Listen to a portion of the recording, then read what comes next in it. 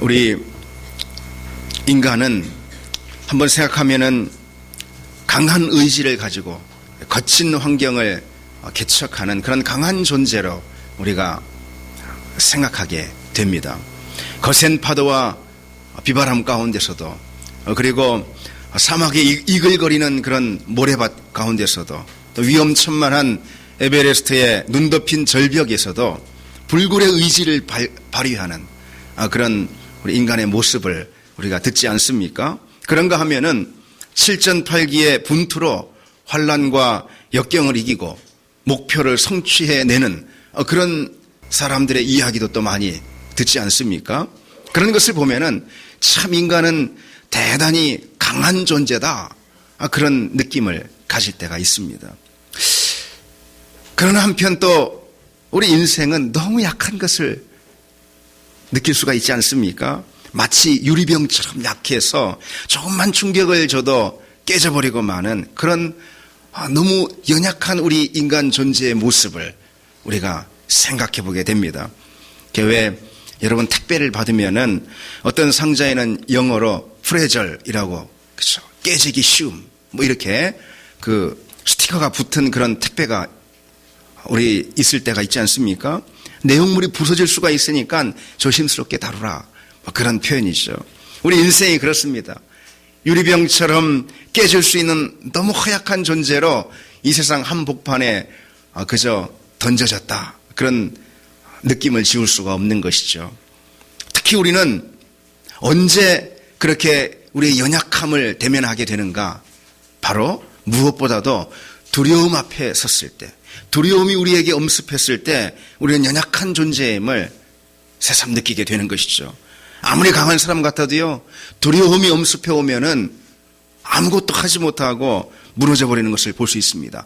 아무리 고상한 목적을 붙들었다 해도 두려움이 순간 엄습하면은 그저 그냥 다 마비가 되어서 한 걸음도 나아가지 못하는 것을 볼 수 있지 않습니까? 여러분, 민수기 13장과 14장을 떠올려 보십시오. 출애굽한 이스라엘 백성들이 가데스 바네아에서 다 모여서 거기서 12 정탐꾼을 가나안 땅에 보냈습니다. 그리고 그들이 와서 보고하는 내용을 듣습니다. 그중 10명이 어떻게 보고합니까? 우리는 스스로 보기에도 그들 앞에 메뚜기처럼 초라하고 연약한 존재같이 보였더라, 이렇게 뭔가 부정적이고 그리고 두려움을 심어주는 그런 보고를 했던 것이죠. 그때 온 백성들이 어떻게 했습니까? 다 원망하고 모세를 원망하고 불평하고, 그리고 그날 밤이 새도록 통곡했다 그랬습니다. 그리고는 가나안 땅에 들어가지 못했습니다. 바로 그 두려움이 그들의 가나안 입성을 무려 40년이나 뒤로 연기시켜버린 것이죠.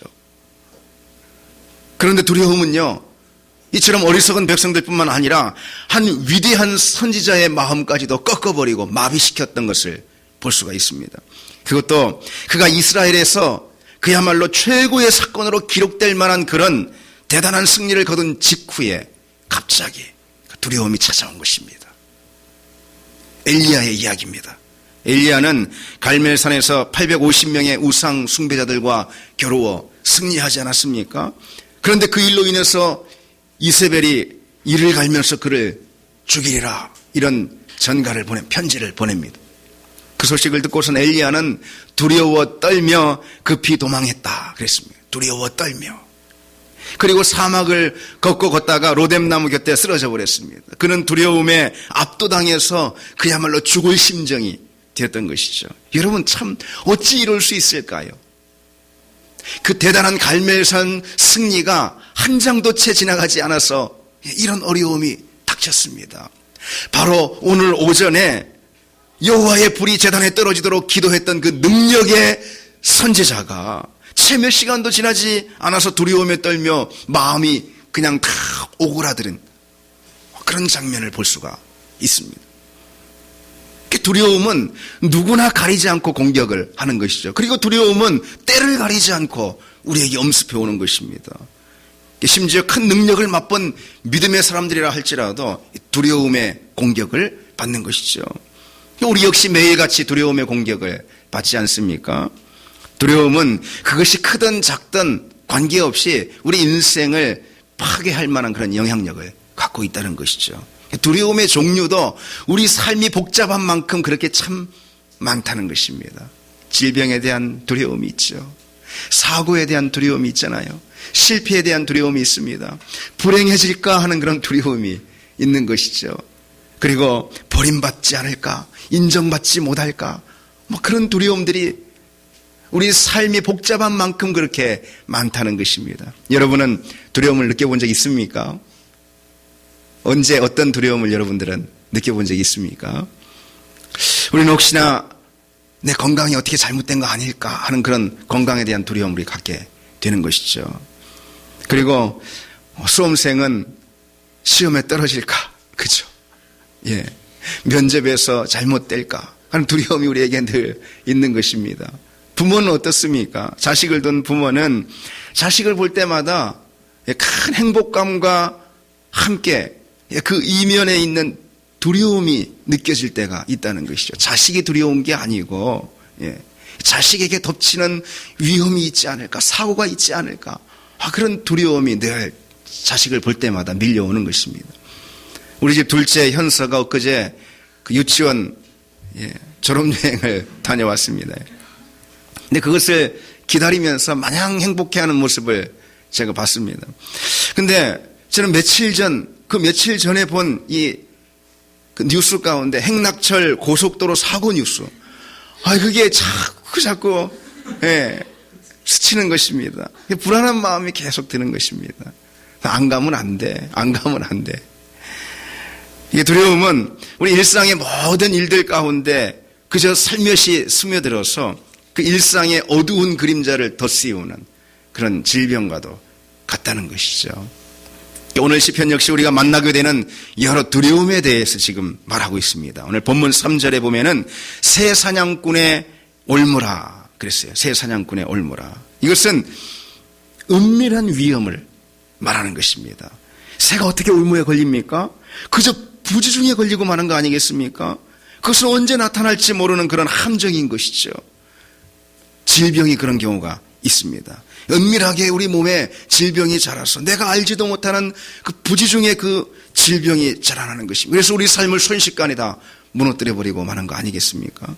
경제적 위기도 그렇습니다. 무슨 예고를 하고 찾아오는 게 아니잖아요. 급습을 하는 것입니다. 부지불식간에 모든 상황들이 어떻게 하다 그렇게 다 상황들이 맞아진 것입니다. 그래서 우리의 행복을 빼앗아 갈 수 있는 것이죠. 어느 사이엔가 의식하지도 못한 사이에 어려움이 내 코앞에까지 다가온 것을 느끼는 때가 많지 않습니까? 그것에 대한 두려움이 우리에게 있다는 것이죠. 또 어떤 두려움이 있습니까? 5절 말씀 보면은 밤에 찾아오는 공포와 낮에 날아드는 화살이라 그랬습니다. 이것은 갑작스러운 공격을 말하는 것이죠. 화살처럼 날아드는, 그래서 피할 수가 없는 것입니다. 피하려고 했는데 이미 늦어버린 것입니다. 어쩔 수 없이 그냥 앉아서 알고도 당해버리고 마는 그런 어려움들, 그런 위험들이 우리에게 있다는 것이죠. 이스라엘 백성들이 그랬습니다. 홍해를 건넌 직후에 아말렉의 공격을 받은 것입니다. 홍해를 건너서 이들은 이제 다 끝났다, 다 됐다, 안도의 한숨을 쉬고 이제 기뻐서 평안 가운데 있는데 순식간에 아말렉의 화살이 날아든 것입니다. 그것이 이스라엘 백성들의 기쁨과 평안을 순식간에 깨버리고 만 것이죠. 우리 삶 가운데 그런 어려움과 위험들이 얼마나 많이 있습니까? 모든 것이 다 좋아 보였는데 그런데 갑자기 찾아든 것입니다. 그렇게 갑자기 사고가 닥치지만 않았더라도 내가 어떻게 참 해볼 수가 있었는데, 피해볼 수가 있었는데 갑자기 찾아들었습니다. 화살처럼 날아들었습니다. 그래서 내 인생을 파괴해버리는 것입니다. 병원의 응급실이나 중환자실을 한번 가보면은요, 저는 그곳에 갈 일이 참 자주 있었습니다. 알지도 못하는 수많은 의료기기들이 한 사람의 이 환자 주변에 둘러싸고 있습니다. 예상했던 일이 아닙니다. 갑자기 사고를 당한 것입니다. 그래서 실려오게 된 것입니다. 그런 중환자실, 응급실 같은 데 한번 다녀오면은 혼자서 처벅처벅 걸어오면서 그런 생각이 듭니다. 나라고 그런 위험이 닥치지 않으리란 보장이 있나? 그 순간 갑자기 두려움이 엄습하는 것입니다. 또 어떤 두려움이 있습니까? 본문 6절 보시면은 어두울 때 퍼지는 전염병과 같은 그런 위험이 우리에게 있다는 것이죠. 그리고 7절 보시면은 왼편에서 1000명이 쓰러졌다. 어두울 때 퍼지는 전염병으로 왼편에서 1000명, 오른쪽에서 10,000명이 쓰러졌다. 그렇게 해서 이건 뭘 말하는 거겠습니까? 모두 함께 당할 수밖에 없는 불가항력적인 그런 재난을 말하는 거 아니겠습니까? 무슨 IMF라든가 금융위기라든가 한 사람만 파산했습니까? 그저 모두가 다 줄줄이 도산하고 만 거 아니겠습니까? 경제적인 사고가 마치 전염병처럼 전부 다 휩쓸어버리고 마는 것이죠. 그래서 무슨 도미노처럼 일어나는 그런 일이기 때문에 나 혼자서 어떻게 한다고 피할 수 있는 그런 문제가 아니라는 것이죠. 세상의 그런 위험과 사고와 어려움과 시련이 우리 앞에 다 놓여 있다는 것입니다. 요즘은 그런 말 좀 들어갔는데 예전에 왜 이태백이라 그래가지고 그죠? 우리 교회에 20세가 태반으로 있다 그런 뜻이 아니고 이태백은 뭐냐면은 20세 태반이 다 백수다 들어보셨죠?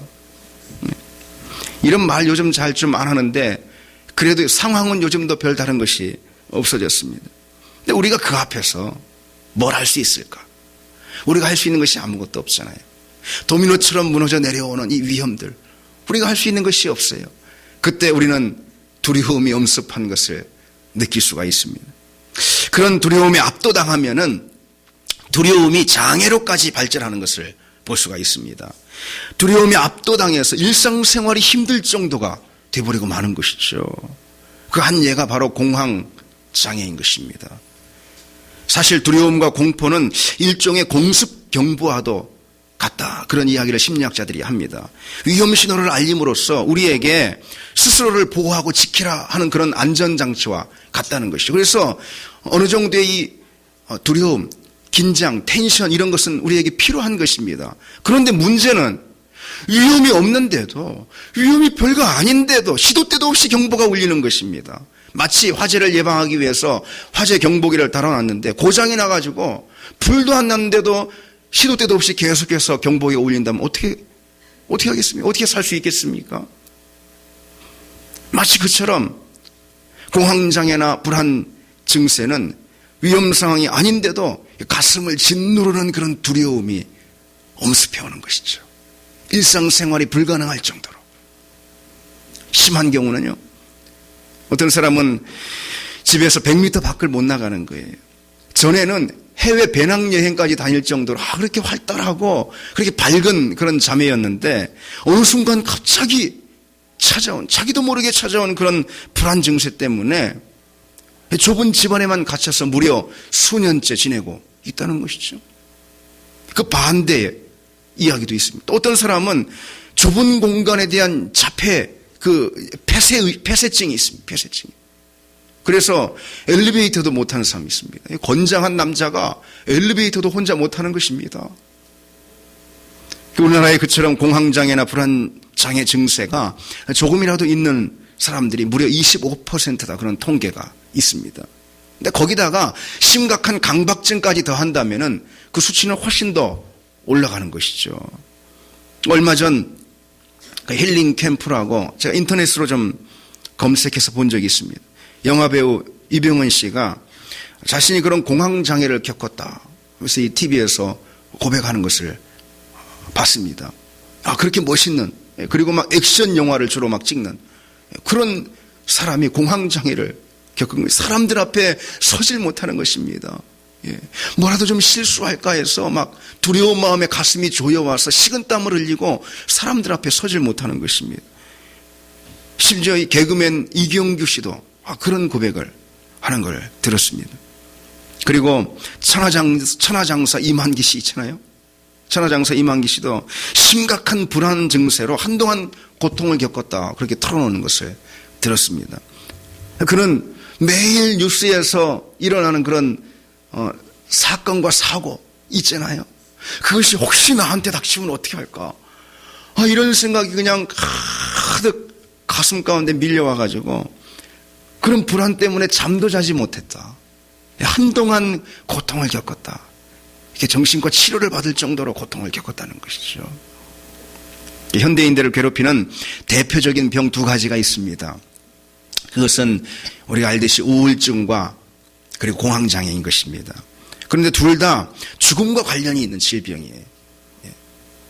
우리가 정신과에서 우울증 판정 아니면 공황장애 판정을 받지 않았다 하더라도 조금씩 다 누구나 다 그런 것들을 많이 갖고 있다는 것입니다. 그래서 조금만 선을 넘어가면은 그런 판정을 받을 수도 있는 사람들이 참 많다는 것이죠. 근데 우울증은 뭐냐? 죽음과 관련이 있다 했는데 우울증은 죽고 싶은 병이에요. 죽고 싶은 병이에요. 공황장애는 뭐냐? 죽을 것 같은 병이에요. 죽을 것 같은 병. 그렇다는 것입니다. 참 쉬운 문제가 아니죠. 왜 그렇겠습니까? 우리가 사는 세상에 우리에게 그만큼 참 이 스트레스와 긴장을 많이 준다. 그걸 반증하는 거 아니겠습니까? 여러분 20대 하면은 청춘이잖아요. 여러분 청춘. 그죠? 저와 더불어 청춘 아니겠습니까 여러분? 이 청춘 하면 뭐가 떠오르십니까? 푸른 꿈을 꾸고 인생에서 그야말로 이 낭만을 찾는 그런 시절이 20대 아니겠습니까? 그런데 벌써 그때부터 심각한 스트레스를 받는 거죠. 사회에서 요구하는 스펙을 갖춰야 하는 것입니다. 이게 만만치 않습니다. 취업을 또 해야 하는 것입니다. 바늘구멍인 것이죠. 어렵습니다. 진로를 열기 위해서 중요한 시험을 앞두고 있습니다. 이게 참 소화불량까지 걸리는 것입니다. 그리고 결혼할 배우자도 찾아야 합니다. 결혼할 배우자도. 그런데 부모님은 마냥 기다려줄 수가 없어요. 부모님은. 그죠? 그래서 부모님이 애가 타고 기다리다 지쳐하는 그런 부모님의 모습을 보니까 자꾸 스트레스가 쌓이는 것입니다. 그죠? 여러분 얘기를 하는 거 아니겠습니까? 근데 그런 생활이 계속 반복되다 보면은요. 뭔가 활로를 찾고 열리지 않고 자꾸 반복이 되다 보면은 외적인 상황으로부터 오는 그런 두려움과 불안이 이제는 내면에서 만들어지는 두려움과 불안으로 자라는 것을 볼 수 있습니다. 그게 바로 강박증인 것입니다. 그리고 그것은 불안장애 혹은 공황장애로까지 이어질 수 있는 것이죠. 결코 쉽게 볼 문제가 아니라는 것입니다. 그렇게 처음에는 작게 시작된 그 두려움이 결국 점점 커져서 우리 인생을 정지시켜버리고 마비시키고 그래서 우리 인생을 무너뜨리는 경우가 얼마든지 있다는 것입니다. 그럼 여러분, 우리는 그런 두려움을 어떻게 극복할 수가 있겠습니까? 어떻게 극복할 수가 있겠습니까? 첫째로 그 두려움의 실체와 우리는 직면해야 하는 것입니다. 마주해야 하는 것입니다. 그 길밖에 없는 것입니다. 우리 앞에 우리 인생 가운데 수많은 그런 도전과 어려움들이 있습니다. 놓여 있습니다. 그리고 그것들은 우리에게 또 심각한 스트레스를 다 줄 것입니다. 그것 없이 살 수는 없습니다. 그것 없이 살려면 무덤에 들어갈 수밖에 없는 것입니다. 따라서 우리는 그 앞에서 미리 떠는 것이 아니고 그것과 마주해야 한다는 것입니다. 그리고 어차피 마주할 것입니다. 어차피. 특별히 오늘날은 내일을 예고하는 그런 시대 아니겠습니까? 그렇죠. 우리 내일을 예고합니다. 그런데 그 예고는 뜻하지 않게 우리에게 두려움을 주는 때가 더 많이 있다는 것이죠. 준비를 하게 하는 것이 아니고 두려움을 주는 때가 더 많이 있습니다. 내일 태풍으로 초속 30m 강풍이 불 것이다. 그러면서 막 건물에서 이 간판이 떨어지는 모습을 보여줍니다.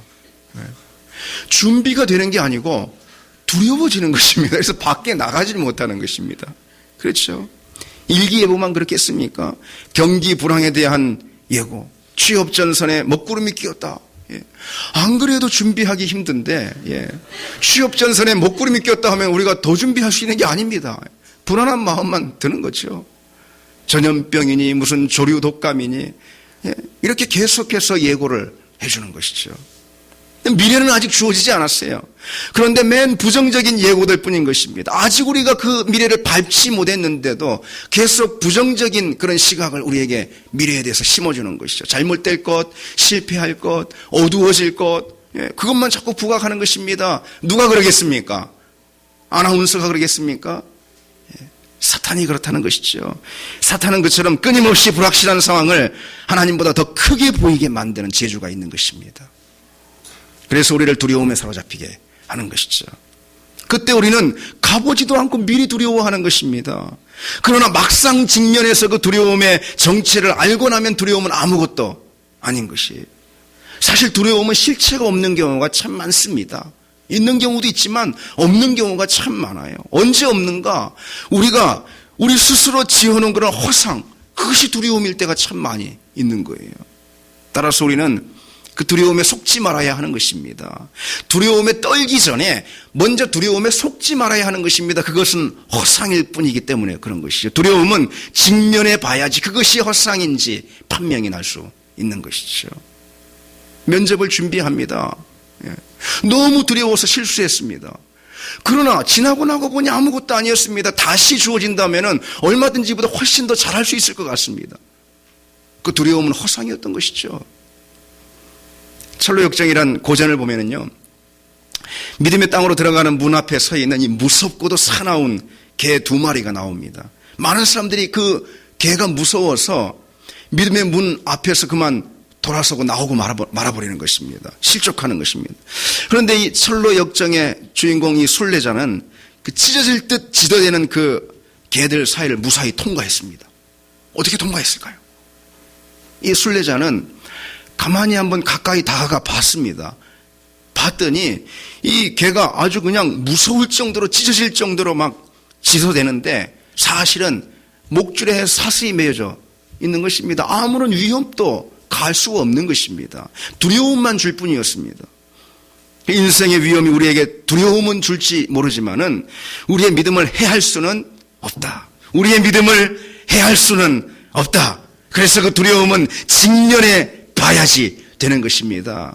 다윗은 내가 사망의 음침한 골짜기로 다닐지라도 해를 두려워하지 않을 것은 주께서 나와 함께 하심이라 하지 않았습니까? 사망의 음침한 골짜기를 다닐지라도 그죠? 우리가 두려움을 마주할 때 사망의 음침한 골짜기를 다니며 두려움을 마주할 그때에 우리는 극복할 수 있게 된다는 것입니다. 먼저 직면할 때 넘어설 수 있게 된다는 것이죠. 그래서 우리는 오히려 그 두려움 앞에 섰을 때 하나님의 도우심과 구원을 얻을 수 있는 절호의 기회가 되는 줄 믿습니다. 두려움에 여러분의 인생을 내어주지 말고 하나님을 붙드는 그 두려움 안에서 그 두려움의 현장 가운데서 하나님의 구원을 맛보는 그런 여러분 다 되기를 바랍니다. 둘째로 두려움으로 어떻게 극복할 수가 있을까? 두려움을 극복하는 길은 나의 힘을 빼야 하는 것입니다. 내 힘을 빼야 하는 것입니다. 두려움의 원인을 가만 살펴보면은 내면으로부터 나오는 만들어지는 그런 두려움, 그것이 더 무서운 두려움인데 그에 대한 원인들이 다 어디에 있을까요? 몇 가지로 보면은 삶에 대한 지나친 애착이 있습니다. 인기와 성공에 대한 집착도 있습니다. 아니면은 주위 시선에 대한 의식이나 그것도 아니면은 완벽주의 같은 것이 있어요. 완벽주의 같은 게. 잘해야 한다. 잘해야 돼. 이런 강박증이 생기는 거예요. 이건 마음이 초조해지고 불안해지는 것입니다. 두려움은 그러한 마음으로부터 바로 시작이 되는 것이죠. 따라서 우리는 우리 힘을 빼는 게 중요한 거예요. 어깨 힘을 빼는 게 중요해요. 그리고 하나님께 맡길 필요가 있다는 것입니다. 저는 이 점에서 마다 테레사의 기도를 늘 떠올립니다. 저도 늘 많이 너무 부족하지만은 뭔가 그냥 다 마찬가지입니다. 우리가 잘해야 돼. 내가 잘해야 돼. 완벽하게 해내야지. 다른 사람이 나를 비웃으면 어떻게 하지? 날 어떻게 볼까? 뭐 이런 것들이 있습니다. 예. 그래서 그것이 내게 불안을 주고 그 불안으로부터 두려움이 출발하게 되는 걸 볼 수 있습니다. 그래서 오히려 더 일을 엉망으로 만들고 다 못하는 거. 그런 걸 너무 많이 느꼈습니다. 그래서 저는 그때마다 이 마더 테레사의 기도를 보며 내 자신의 힘을 빼는 경우가 있습니다. 오 예수님, 나를 해방시켜 주옵소서. 낮아짐에 대한 두려움으로부터, 멸시받음의 두려움으로부터, 잊혀짐의 두려움으로부터, 조소받음의 두려움으로부터, 의심받음의 두려움으로부터 그랬습니다. 여러분 가만히 생각해 보세요. 다 내 자신의 힘을 빼면은 애당초에 생기지도 않을 그런 두려움들 아니겠습니까? 이것이 그렇잖아요. 내가 잘해서 반드시 내가 성공해야지. 내가 멋진 인생을 만들 거야. 내가 그렇게 돼야지. 남들 앞에서 창피당하지 않을 거야. 내가 잘해야지. 그러니까 두려움이 생기고 불안이 생기는 것이죠. 테레사 소녀의 기도가 계속 이어집니다. 오 예수님, 나를 해방시켜 주옵소서. 사랑을 받고자 하는 욕망으로부터, 높임을 받고자 하는 욕망으로부터, 명예롭게 되고자 하는 욕망으로부터, 칭찬받고자 하는 욕망으로부터, 남에게 인정받고자 하는 욕망으로부터 해방시켜 주옵소서. 참, 이것을 곰곰이 생각해 볼 때 테레사 소녀가 얼마나 우리 두려움의 원인을 정확하게 꼬집고 있는가 참 발견하게 됩니다. 그게 무엇입니까? 두려움의 원인은 바로 욕망인 것입니다. 그래서 두려움의 다른 이름은 바로 욕망인 거예요. 나만 사랑받고 싶은 욕망, 그죠? 칭찬받고 인정받고 성공하고, 그럴 욕망이잖아요. 그 욕망 때문에 불안이 생기고 그 불안으로부터 두려움이 출발이 된다는 것이죠. 저 역시 개척에 대한 두려움이 있었습니다. 잘 안 되면 어떻게 하지? 하루에 개척교회가 6개가 문을 닫는다는데 나도 그렇게 되면 어떻게 하지? 나는 꼭 성공해야 되는데.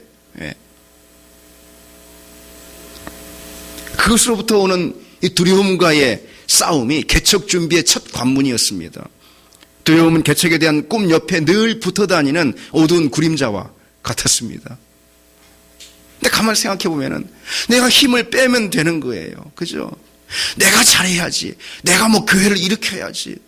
막 부흥을 시켜야지. 그런 생각 강박증으로 이어지는 것입니다. 그리고 그것은 결국 두려움에 사로잡히게 만드는 것이죠. 근데 그렇게 되면 매사가 다 두려워지는 것입니다. 나의 힘을 빼야 하는 것입니다. 내가 할 수 있는 것은 없습니다. 우리는 그리스도 십자가 안에 못 박혀서 그리스도께서 우리의 주인이 되시지 않았습니까? 이젠 그래서 내가 내 삶의 운영자, 내가 내 삶의 주인이 아니라는 것입니다. 그래서 내가 할 수 있는 것이 이젠 없는 것입니다. 하나님께 다 맡겨야 하는 것이죠. 여러분, 홍해 앞에서 모세가 뭐라고 외쳤습니까? 너희는 두려워하지 말고 가만히 서서 여호와께서 오늘날 너희를 위하여 행하시는 구원을 보라. 가만히 서서 그랬습니다. 홍해라는 인생의 장벽 앞에서 내가 뭔가 해보려고, 내가 뭔가 뚫어보려고, 잘하려고 안 된다는 것입니다. 홍해의 거센 파도가 한번 휘몰아치면은 그의 가슴이 콩할 만에 두려움에 쓰러지고 마는 것이죠. 내 힘을 빼야 하는 것입니다. 그래서 하나님께 맡겨야 하는 것입니다. 가만히 서서 여호와께서 오늘날 너희를 위하여 행하시는 구원을 보라. 가만히 서서 믿음으로 보십니다. 하나님께 맡기는 것, 내 힘을 빼는 것, 그것의 가장 분명한 표현이 무엇이겠습니까? 그것의 가장 분명한 실천이 무엇이겠습니까? 바로 기도 아니겠습니까? 기도는 내 힘을 빼고 하나님께 맡기는 바로 그것을 말하는 것입니다. 여러분, 두려움이 엄습할 때 우리의 힘을 빼고 하나님께 내어 맡겨드리는 기도의 자리를 찾는 여러분 되시기를 바랍니다. 마지막으로 우리가 두려움을 어떻게 극복할 수가 있을까요? 하나님이 누구이신지만 제대로 알면은, 기억하면은, 그러면은 우리는 두려움이 아무것도 아닌 것을 금방 우리가 알게 되는 것입니다. 알뿐만 아니라 그것을 우리 신비에 담고 가슴에 새기고 그대로 살면은 두려움이 결코 아무것도 아니라는 것을, 하나님 앞에서는 아무것도 아니라는 것을 우리가 알게 되는 것이죠. 이런 이야기를 할 수 있습니다. 우리가 알듯이 빛은 1초에 지구를 7바퀴 반 돌지요. 그죠? 그 빛의 속도로 태양에서 출발한 빛이 지구에 도달하려면, 여러분 지구과학 배운 지가 오래돼서 좀 모르죠? 그죠? 8분이 걸린답니다. 8분. 여러분, 1초에 7바퀴 반을 도는 그 빛의 속도로 8분이나 걸쳐 와야지 태양에서 지구까지 오는 것입니다. 그러니 태양과 지구의 이 거리가 얼마나 광대한 거리인가 우리가 느껴볼 수 있지 않습니까? 그리고요, 우리가 서울 종로에 있다고 생각할 때 바닥에 축구공 하나를 놓았다고 생각해 보세요. 그리고 축구공을 태양이라, 이 작은 축구공을 태양이라 생각해 보세요. 그런 명왕성은 어디에 와 있냐면 바로 수원에 와 있는 것입니다. 예. 그 태양계의 거리, 태양계의 마지막인 명왕성까지 그 거리의 광대함을 여러분 짐작해 볼 수 있지 않습니까? 얼마나 넓고 광대합니까? 그러나 이제 겨우 태양계의 크기만 설명했을 뿐입니다. 태양계보다 더 큰 우주인 우리가 속한 은하라고 그러죠. 이 은하는 끝에서 끝까지의 거리가 20만 광년이에요. 1광년이 빛의 속도로 1년간 달려갈 거리인데 20만 년 동안 달려갈 거리, 그만큼이 은하의 광대한 영역이라는 것입니다. 여러분은 다 손에 이 갤럭시를 다 쥐고 있지만은, 그렇죠? 빛의 속도로 20만 년이나 달려가야지 갤럭시 이 끝에서 저 끝까지 이룰 수가 있는 것입니다. 물론 우주는 여기서 끝나지 않죠. 우리 은하와 가장 가까운 은하가 안드로메다 은하라고 합니다. 거기까지는 무려 200만 년을 달려가야 하는 것입니다. 200만 년을. 거리가 그렇게 광대한 것입니다. 그런데요, 정말 놀랍게도 그런 은하의 숫자가, 그 광대한 은하의 숫자가 무려 수천억 개가 이를 것이다. 그냥 추정입니다. 그보다도 더 많은데 이는 파악이 안 되니까 수천억 개에 이를 것이다. 그런 천문 과학자들의 추정인 것입니다. 그래서 우주의 크기는 한마디로 어떤 숫자로도 표현 불가하며 우리의 상상 초월이라는 것이죠. 왜 이런 이야기를 합니까? 우리는 자주 하나님의 광대하심을 잊어버리고 살 때가 있다는 것이죠. 하나님은 그 광활한 우주를 창조하신 분이고 그 우주에 가득하신 분이자 그리고 우주보다 더 크신 분 아니겠습니까? 그런데 우리는 이 작은 지구에서 이것도 너무너무 커 보이고 우리의 일상의 작고 사소한 문제를 가지고 아웅다웅하고 거기서 우리는 불안을 느끼고 거기서 우리는 두려움에 빠지고 그게 바로 우리의 모습 아닙니까? 우리는 때때로 이 작고 좁은 땅에서 눈을 좀 들어야 됩니다. 눈을 드시기 바랍니다. 여러분, 눈을 드시기 바랍니다. 내일은 시험이 있지. 모레는 뭐가 있지. 취업을 해야지. 아직도 나는 결혼을 못했는데 아직도 나는 뭘 어떻게 해야 되는데 예. 사업이 좀 어려워서, 경기가 좀 어려워서 땅만 보고 살기 때문에 그런 것입니다. 여러분, 눈을 들어서 저 광활한 광대한 하늘을 한번 바라보고 드넓은 하늘을 바라보고 아니 그 너머에 있는 그야말로 참 광활한 어느 수로도 계산도 할 수 없는 그런 광활한 하늘을, 우주를 한번 우리가 그려봐야 한다는 것입니다. 하나님이 바로 그 우주 만물을 지으셨습니다. 하나님이 바로 그 우주 만물을 창조하셨고 또 지금도 그 우주 만물 가운데 운행하고 계시다는 것이죠. 하나님 그보다 더 광대하신 분이라는 것입니다. 그보다 더 위대하신 분이라는 것이죠. 온 우주가 하나님의 나라이고 그리고 하나님의 소유이고 하나님이 통치하시고 다스리시는 하나님의 땅이라는 것입니다. 하나님의 영토라는 것입니다. 그중 아주 작은 나무 하나에서부터 시작해서 어마어마하게 큰 행성에 이르기까지 하나님의 눈을 피해 있을 수 있는 것은 아무것도 없고 그 모든 것이 다 하나님의 손바닥 위에 놓여 있음을 기억해야 한다는 것입니다. 그런데 여러분, 그 하나님이 우리를 위해서 이 작은 땅에 내려오셨다는 거예요. 그리고 심지어 우리 몸을 입고 십자가에서 수욕을 당하셨다는 것입니다. 여러분, 이것이 뭘 말해주는 것입니까? 우주보다 더 큰 하나님의 사랑을 말해주는 거 아니겠습니까? 우주보다 더 광대하시고 크시고 위대하신 하나님이 이 작고 좁은 땅에 오셔서 인간의 육신을 입고 그리고 십자가에 달려 죽으셨다는 것이죠. 그 사랑이라면 우주보다 더 광대한 사랑 아니겠습니까? 바로 그 하나님께서 우리를 향해서 너희에게는 머리털까지도 다 세신 바 되었나니 두려워하지 말라. 두려워하지 말라. 광대하신 하나님께서 너희의 머리털까지 다 세신 바 되었나니 두려워하지 말라 말씀하고 있는 것입니다. 여러분, 우리에게 두려움이 엄습할 때 광대한 우주의 통치자 바로 그분이 작고 연약한 우리의 머리털까지 다 세고 계시다는 사실을 여러분 기억하기를 바랍니다. 고린도후서 4장 7절로 8절에 우리가 이 보배를 질그릇에 가졌으니 이는 심히 크신 능력은 하나님께 있고 우리에게 있지 아니함을 알게 하려 함이라. 우리가 사방으로 우겨싸움을 당하여도 쌓이지 아니하며 답답한 일을 당하여도 낙심하지 아니한다 그랬습니다. 이 보배를, 이 복음을, 하나님의 인도하심을, 하나님의 능력을 바로 이 질그릇에 가졌다.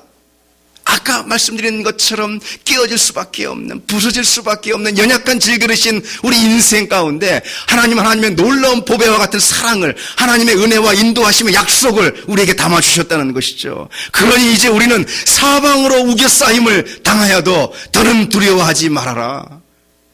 여러분, 이 주님의 말씀을 붙들기를 바랍니다. 여러분, 우리에게 두려움이 엄습할 때에 두려움의 정체에 직면함으로 오히려 그것을 통해 하나님의 능력과 구원을 경험하는 여러분 되기를 바랍니다. 두려움이 엄습할 때 내 힘을 빼고 기도의 자리로 나아가는 여러분 되시기를 바랍니다. 두려움이 엄습할 때 그 어떤 두려움의 실체보다도 더 광대하신 하나님을 떠올리고 바로 그 하나님께서 나의 머리털까지도 다 세신 바 되셨다는 사실을 여러분 기억함으로 그 모든 두려움을 여러분 인생 가운데 밀어내고 극복하고, 그리고 하나님께서 여러분들에게 계획하시고 이끄시는 하나님의 분명한 목적을 바라보고 승리하며 달려가는 여러분 인생이 되기를 바랍니다. 기도하겠습니다.